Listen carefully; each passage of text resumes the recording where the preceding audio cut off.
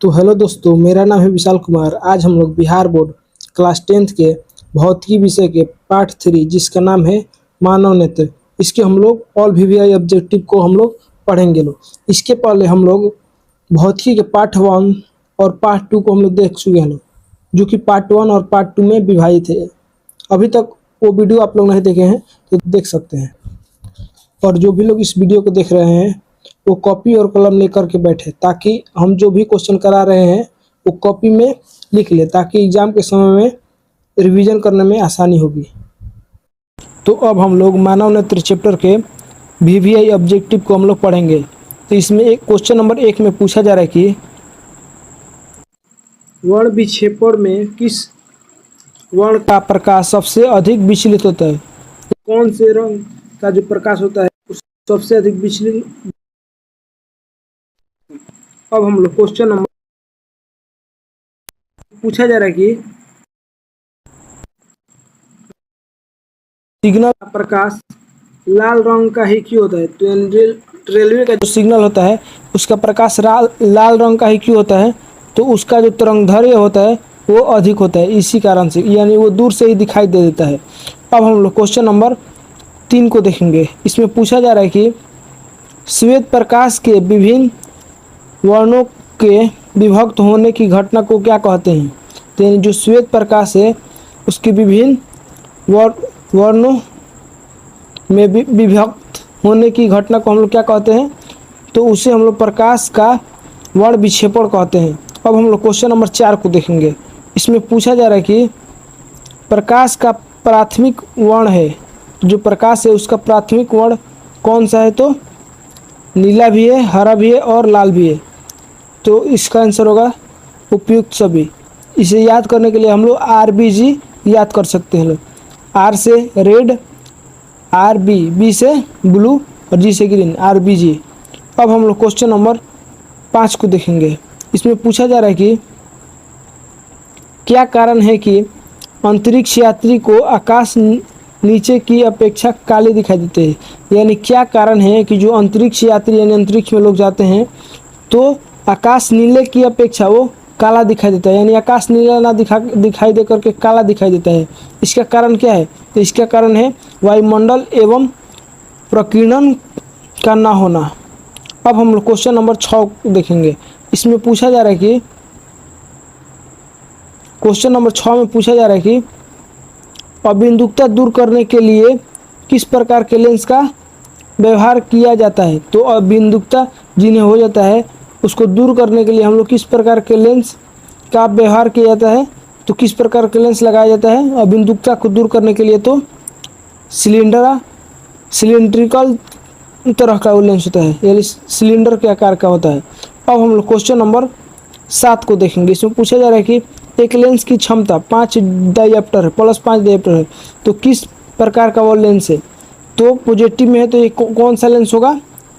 तो उत्तल लेंस। लेकिन वही -5 डायप्टर D होता तो कौन सा लेंस होता? तो अवतल लेंस होता। अब हम लोग क्वेश्चन नंबर 8 को देखेंगे। इसमें पूछा जा रहा है कि निम्नलिखित में स्पष्ट दर्शन के न्यूनतम सेंटीमीटर की दूरी कौन है? तो यानी पूछा जा रहा है कि निम्नलिखित में से स्पष्ट दर्शन की न्यूनतम दूरी क्या है? यानी कितनी दूरी वस्तु रखी गई होगी ताकि हम लोग साफ से देख सकते हैं, या उसके नज़दीक अगर ले गए तो हम लोग को वस्तु जो है दिखाई नहीं देगी। तो उसका आंसर होगा 25 सेंटीमीटर। अब हम लोग क्वेश्चन नंबर 9 को देखेंगे। इसमें पूछा जा रहा है कि किसी लेंस की जो क्षमता है 1 डायप्टर होगी, तो उसे हम लोग क्या कहते हैं? तो उसे हम लोग उत्तल लेंस कहते हैं। अब हम लोग क्वेश्चन नंबर 10 को देखेंगे। तो क्वेश्चन नंबर 10 में पूछा जा रहा है कि एक व्यक्ति अपनी आँखों के दोष दूर करने के लिए अवतल लेंस लगे चश्मे का व्यवहार करता है। यानी एक व्यक्ति है, उसकी आँखों में दोष को दूर करने के लिए वो अवतल लेंस का प्रयोग करता है। तो उसकी आँख में दृष्टि दोष है, यानी कौन सा दृष्टि दोष है उसकी आँखों में? यानी व्यक्ति जो है वो अवतल दर्पण का लेंस का उपयोग कर रहा है, तो उसको कौन सा दृष्टि दोष हुआ है? तो उस व्यक्ति को निकट दृष्टि दोष हुआ है। अब हम लोग क्वेश्चन नंबर 11 को देखेंगे। इसमें एक स्वस्थ आँख के लिए दूर बिंदु होता है, तो स्वस्थ आँख के लिए दूर बिंदु क्या होता है, तो अनंत होता है। अब हम लोग क्वेश्चन नंबर 12 को देखेंगे। इसमें पूछा जा रहा है कि आँख में जाने वाली प्रकाश की तीव्रता को नियंत्रण करता है, यानी आँख में जो प्रकाश की किरणें जाती है वो तीव्र गति से अगर आ रही है तो उसको नियंत्रण करने का काम कौन करता है, तो उसे नियंत्रण करने का काम हम लोग की पुतली करती है। अब हम लोग क्वेश्चन नंबर 13 को देखेंगे। इसमें पूछा जा रहा है कि मानव नेत्र के लिए दृष्टि का अस्तित्व होता है, तो मानव नेत्र के लिए दृष्टि का अस्तित्व होता है तो क्या होता है, तो 1/16 सेकेंड। अब हम लोग क्वेश्चन नंबर 14 को देखेंगे। इसमें पूछा जा रहा है कि क्वेश्चन 14 में पूछा जा रहा है कि मानव नेत्र अभिनेत्र लेंस की फोकस दूरी को समायोजित करके विभिन्न दूरियों पर रखी वस्तु को फोकसित कर सकता है, ऐसा हो पाने का कारण है। तो ऐसा हो पाने का क्या कारण है, तो समंजन। अब हम लोग क्वेश्चन नंबर 15 को देखेंगे। इसमें पूछा जा रहा है क्वेश्चन नंबर 15 में कि दो डायोप्टर क्षमता वाले लेंस का फोकस स्थानांतरण होता है, यानी उसका जो डायोप्टर क्षमता दे दिया हुआ है 2 डायोप्टर, और हम लोग को क्या पूछ रहा है, फोकस स्थानांतरण। तो हम लोग पढ़े थे लोग P बराबर 1/f, और ये जो हम लोग का आंसर दिया सेंटीमीटर में दिया हुआ है तो इसको सेंटीमीटर में तोड़ देंगे। तो P का मान कितना दिया हुआ है, 2 बराबर सेंटीमीटर में दिया है तो 1 को क्या लिख सकते हैं हम लोग, 100/f। उसके बाद हम लोग क्या करते हैं लोग, उसके बाद हम लोग 2f बराबर 100 हो जाएगा, क्योंकि जो हम लोग का f जो है भागा में है। उसके बाद हम लोग क्या करेंगे, कटा देंगे तो f बराबर क्या आ जाएगा, 100/2, तो 50 हम लोग का आंसर हो जाएगा। अब हम लोग क्वेश्चन नंबर 16 को देखेंगे। इसमें पूछा जा कि सामान्य दृष्टि के वयस्क के लिए दर्शन की अल्पतम सेंटीमीटर दूरी होगी, कितनी होगी, तो लगभग कितनी होगी, तो 25 सेंटीमीटर होगी। अब हम लोग क्वेश्चन नंबर 17 को देखेंगे। इसमें पूछा जा रहा है कि लेंस के पदार्थ का अपवर्तन लगभग होता है, यानी जो हम लोग का नेत्र लेंस होता है, यानी नेत्र का मतलब क्या होता है, आँख में जो लेंस होता है वो पदार्थ का अपवर्तनांक लगभग कितना होता है, तो उसका अपवर्तनांक होता है हम लोग का 1.396। अब हम लोग क्वेश्चन नंबर 18 को देखेंगे। इसमें पूछा जा रहा है कि नेत्र लेंस की फोकस दूरी बढ़ जाने से आँख में उत्पन्न दोष होता है, यानी जो हम लोग का नेत्र लेंस है उसकी फोकस दूरी जो है बढ़ जाती है, तो हम लोग के आँख में जो उत्पन्न दोष है उससे हम लोग क्या कहते हैं, तो उसे हम लोग दीर्घ दृष्टि दोष कहते हैं। अब हम लोग क्वेश्चन नंबर 19 को देखेंगे। इसमें पूछा जा रहा है कि क्वेश्चन नंबर 19 में पूछा जा रहा है कि नेत्र गोलक की त्रिज्या बढ़ जाने से आँख में उत्पन्न दोष होता है, यानी जो हम लोग का नेत्र गोलक है, यानी आँख में जो गोला है उसकी त्रिज्या जब बढ़ जाती है तो आँख में उत्पन्न दोष कौन सा होता है, तो हम लोग का आँख में जो उत्पन्न दोष होता है वो होता है निकट दृष्टि दोष। अब हम लोग क्वेश्चन नंबर 20 को देखेंगे। इसमें पूछा जा रहा है कि डॉक्टर वर्मा के चश्मे की क्षमता +25 डायोप्टर है, तो उनकी आँख में उत्पन्न दोष कौन सा है, तो उनकी आँख में जो उत्पन्न दोष है वो कौन सा है, तो दीर्घ दृष्टि दोष है। अब हम लोग क्वेश्चन नंबर 21 को देखेंगे। इसमें पूछा जा रहा है कि दूरदृष्टि दोष वाले व्यक्ति द्वारा जिस चश्मे का प्रयोग किया जाता है उसमें लगे लेंस होते हैं, यानी इसमें पूछा जा रहा है कि दूरदृष्टि दोष, यानी कोई व्यक्ति है उसको दूरदृष्टि दोष है, व्यक्ति द्वारा जिस चश्मे का उपयोग किया जाता है, तो दूरदृष्टि दोष को दूर करने के लिए जिस चश्मे का उपयोग करता है उसमें लगे लेंस होता है, तो कौन सा लेंस होता है, तो उसमें जो होता है वो उत्तल लेंस होता है। अब हम लोग क्वेश्चन नंबर 22 को देखेंगे। इसमें पूछा जा रहा है कि कैमरे का अभिदृश्यक होता है, यानी जो हम लोग का फोटोग्राफी कैमरा होता है उसका अभिदृश्यक होता है, तो कैसा होता है, तो उत्तल लेंस के जैसा। अब हम लोग क्वेश्चन नंबर 23 को देखेंगे। इसमें पूछा जा रहा है कि निकट दृष्टि दोष का निवारण कर किस लेंस से किया जाता है? तो निकट दृष्टि दोष का निवारण किस लेंस से किया जाता है? तो हम लोग करते हैं लोग अवतल लेंस से। अब हम लोग क्वेश्चन नंबर 24 को देखेंगे। इसमें पूछा जा रहा है कि मानव नेत्र जिस भाग पर किसी वस्तु का प्रतिबिंब बनाता है वह है, यानी मानव नेत्र जो है वो जिस वस्तु पर प्रतिबिंब बनाता है वह है, तो उसे हम लोग क्या बोलते हैं लोग? तो उसे हम लोग दृष्टि पटल कहते हैं लोग। अब हम लोग क्वेश्चन नंबर 25 को देखेंगे। इसमें पूछा जा रहा है कि नेत्र द्वारा किसी वस्तु का कौन सा प्रतिबिंब बनता है? तो नेत्र द्वारा किसी वस्तु का कौन सा प्रतिबिंब बनता है? तो वास्तविक उल्टा तथा छोटा, वास्तविक उल्टा तथा छोटा प्रतिबिंब बनता है। अब हम लोग क्वेश्चन नंबर 26 को देखेंगे। इसमें पूछा जा रहा है कि मानव नेत्र में किस प्रकार का लेंस पाया जाता है? तो हम लोग का जो मानव नेत्र है उसमें किस प्रकार का लेंस पाया जाता है? तो उत्तल लेंस। नंबर 27 को देखेंगे। इसमें पूछा जा रहा है मानव नेत्र द्वारा बने प्रतिबिंबों के लिए पर्दे का कार्य करता है, यानी मानव पर्दे का कार्य कौन करता है? तो पर्दे का कार्य काम कौन करता है? तो वो है दृष्टि पटल। अब हम लोग क्वेश्चन नंबर 28 को देखेंगे। इसमें पूछा जा रहा है कि सामान्य आँख के दृष्टि पटल रेटिना पर बनने वाले प्रतिबिंब होता है, यानी जो हम लोग का सामान्य आँख है, नॉर्मल आँख है, उसकी दृष्टि पटल बनने वाले प्रतिबिंब होता है। तो कौन सा प्रतिबिंब होता है? तो वास्तविक तथा उल्टा, वास्तविक तथा उल्टा होता है। अब हम लोग क्वेश्चन नंबर 29 को देखेंगे। इसमें पूछा जा रहा है कि 1 मीटर फोकसनांतर वाले किसी अवतल लेंस की क्षमता क्या होगी?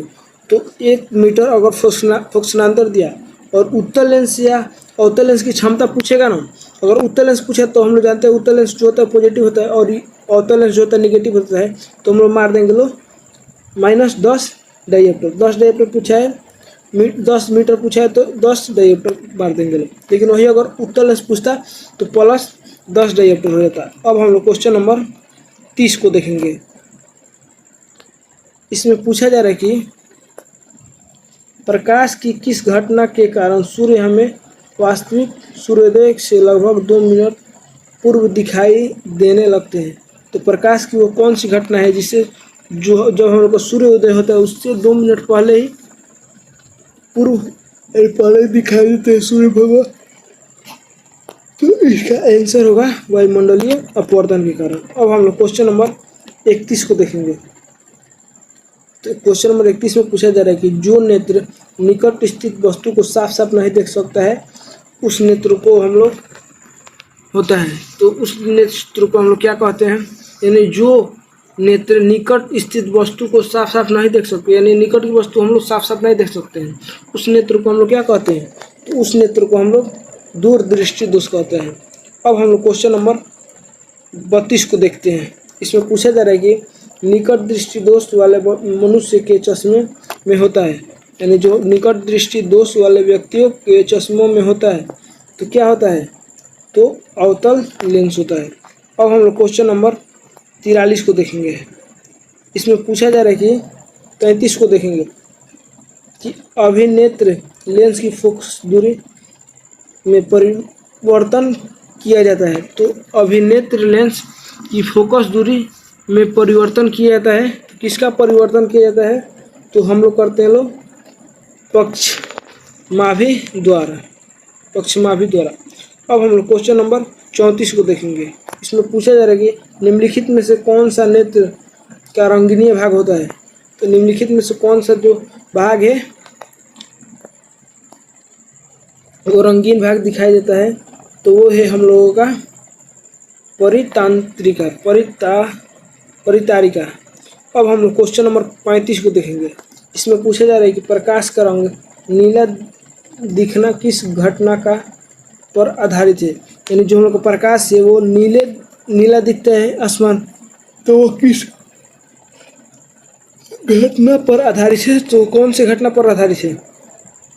तो वो है प्रकाश का प्रकीर्णन।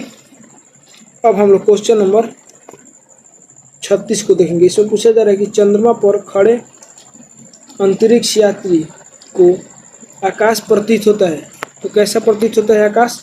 तो हम लोग का जो आकाश होता है वो कैसा प्रतीत होता है? तो काला दिखाई देता है अंतरिक्ष से। अब हम लोग क्वेश्चन नंबर 37 को देखेंगे। इसमें पूछा जा रहा है कि तारे के टिमटिमाने का कारण क्या है? तारे क्यों टिमटिमाते हैं, इसका कारण क्या है? इसका है वायुमंडलीय अपवर्तन के कारण। अब हम लोग क्वेश्चन नंबर 38 को देखेंगे। इसमें पूछा जा रहा है कि तारे का टिमटिमाना प्रकाश की किस घटना पर आधारित है?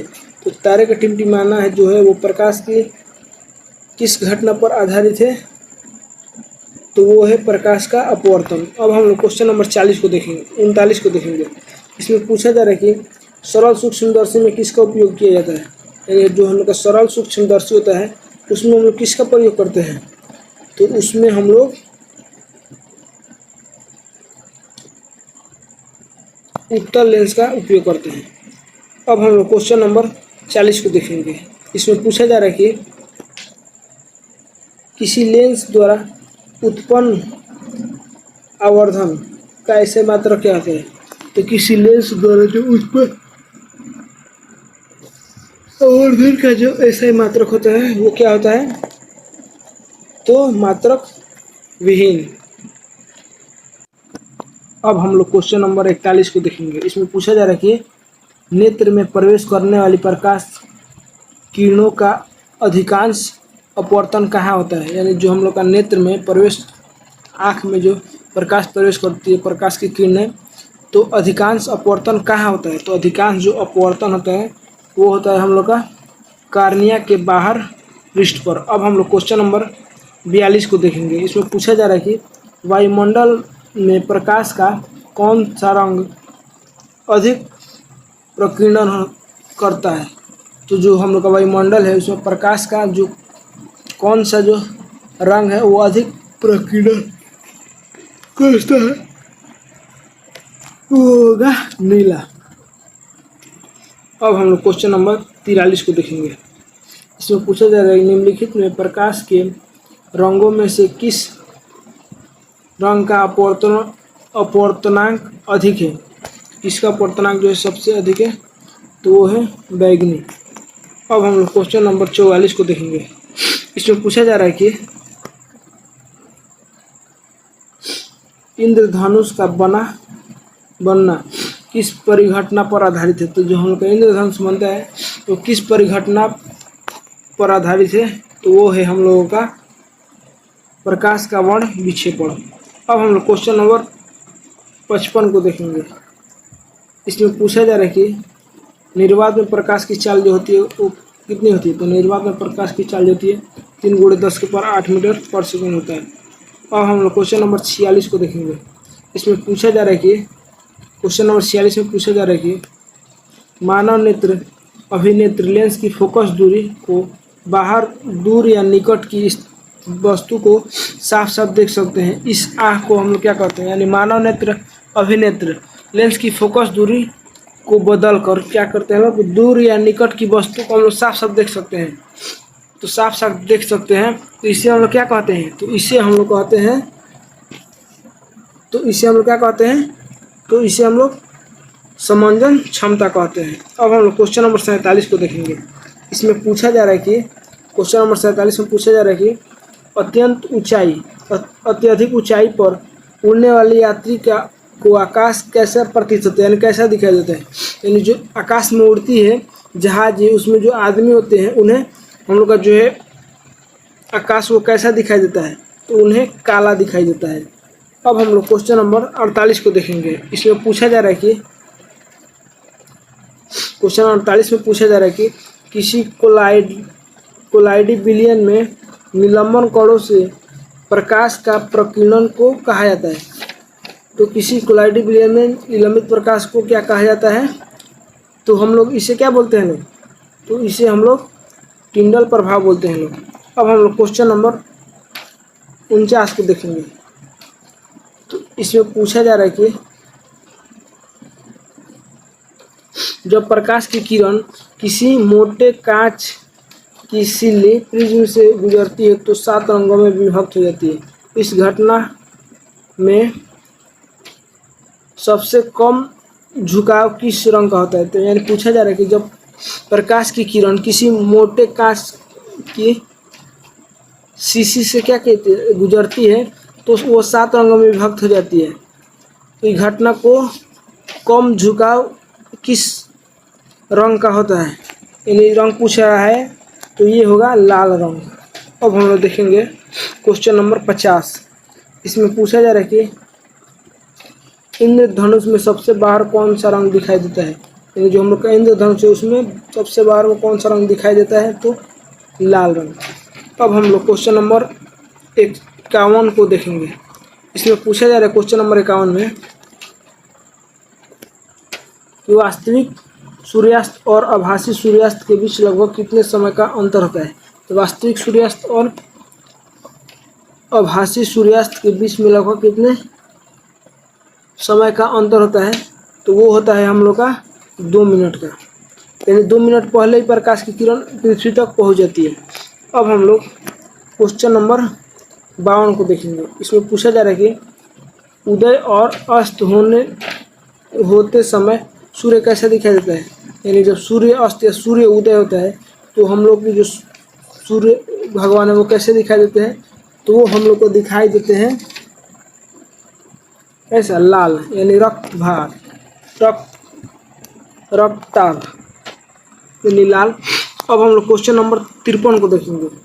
तो क्वेश्चन नंबर 53 में पूछा जा रहा है कि जो नेत्र दूर स्थित वस्तु को स्पष्ट नहीं देख सकता है तो उस नेत्र को कौन सा दोष हम लोग मानते हैं? तो उस नेत्र को हम लोग कौन सा दोष मानते हैं?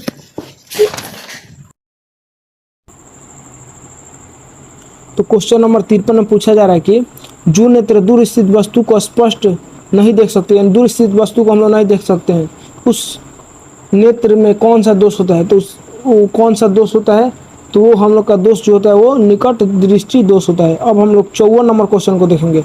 54 नंबर क्वेश्चन में पूछा जा रहा है कि प्रिज्म से गुजरने पर श्वेत प्रकाश के 7 रंगों में विभक्त होने की प्रक्रिया को क्या कहते हैं? यानी जब हम लोग प्रिज्म से क्या करते हैं लोग, प्रकाश को रिफ्लेक्शन कराते हैं लोग, तो वो 7 रंगों में विभक्त हो जाती है। तो यह प्रक्रिया जो है वो क्या कहलाती है? तो यह प्रक्रिया क्या कहलाती है?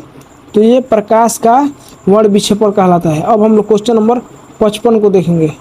क्वेश्चन नंबर 55 में पूछा जा रहा है कि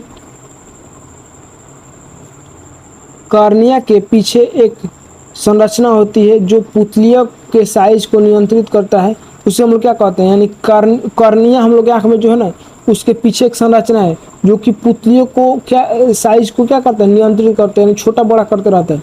उससे हम लोग क्या कहते हैं? तो उससे हम लोग परितारिका कहते हैं। अब हम लोग क्वेश्चन नंबर 56 को देखेंगे। इसमें पूछा जा रहा है कि उम्र बढ़ने के साथ साथ मानव नेत्र में संवेदन क्षमता घट जाती है, इस दोष को हम लोग क्या कहते हैं? यानी उम्र बढ़ने के साथ साथ क्या होता है? मानव नेत्र में संवेदन क्षमता जो है वो धीरे धीरे घट जाती है। तो इस दोष को हम लोग क्या कहते हैं? तो इसे हम लोग कहते हैं जरा दृष्टि दोष। अब हम लोग देखेंगे क्वेश्चन नंबर 57 को। इसमें पूछा जा रहा है कि एक साधारण प्रिज्म कितने सतहों से घिरा होता है? तो हम लोग का जो एक साधारण प्रिज्म होता है वो कितने सतहों से घिरा होता है? तो 5 सतहों से या फलक से भी बोल सकते हैं। अब हम लोग क्वेश्चन नंबर 58 को देखेंगे। इसमें पूछा जा रहा है कि श्वेत प्रकाश जब एक प्रिज्म से होकर गुजरती है तो जो रंग सबसे अधिक विचलित होता है वो है, यानी से पूछा जा रहा है कि श्वेत प्रकाश जब एक प्रिज्म से होकर गुजरती है तो जो रंग सबसे अधिक विचलित होता है तो उसे हम लोग क्या कहते हैं? तो उससे हम लोग रंग को क्या कहते हैं ना? तो बैगनी। अब हम लोग क्वेश्चन नंबर 59 को देखेंगे। इसमें पूछा जा रहा है कि प्रकाश के किस रंग के लिए तरंगदैर्घ्य सबसे अधिक होता है? तो प्रकाश के किस रंग के लिए जो हम लोग का तरंगदैर्घ्य होता है वो सबसे अधिक? तो लाल के लिए। अब हम लोग क्वेश्चन नंबर 60 को देखेंगे। इसमें पूछा जा रहा है कि कांच के प्रिज्म में से गुजरने वाली तरंगे किस तरंग का वेग सबसे अधिक होता है? तो जो हम लोग कांच के प्रिज्म से होकर गुजरने वाली जो हम लोग की तरंगे है तो उसमें तरंग का वेग सबसे अधिक होता है। तो किस में होता है सबसे अधिक? तो हम लोग का होता है लाल प्रकाश का। तो अब हम लोग का जो चैप्टर 3 है फिजिक्स का मानव नेत्र, उसके हम लोग वन शॉट ऑब्जेक्टिव पढ़ चुके हैं लोग। और जो भी लोग कोई हम जो पीडीएफ पढ़ा रहे हैं वो पीडीएफ चाहिए तो इस नंबर पे आप लोग मैसेज कर सकते हैं, ताकि हम एक ग्रुप बनाए हुए हैं व्हाट्सएप ग्रुप, उसमें आप लोग को ऐड कर दें और उसी में आप लोग को नोट्स मिलेगा चैप्टर वाइज। उसके बाद जो भी लोग हमारे ये यूट्यूब चैनल को सब्सक्राइब नहीं किए हैं तो सब्सक्राइब कर ले, ताकि हमारे आने वाली अगली वीडियो पार्ट 3 आप तक जल्द से जल्द पहुँचे।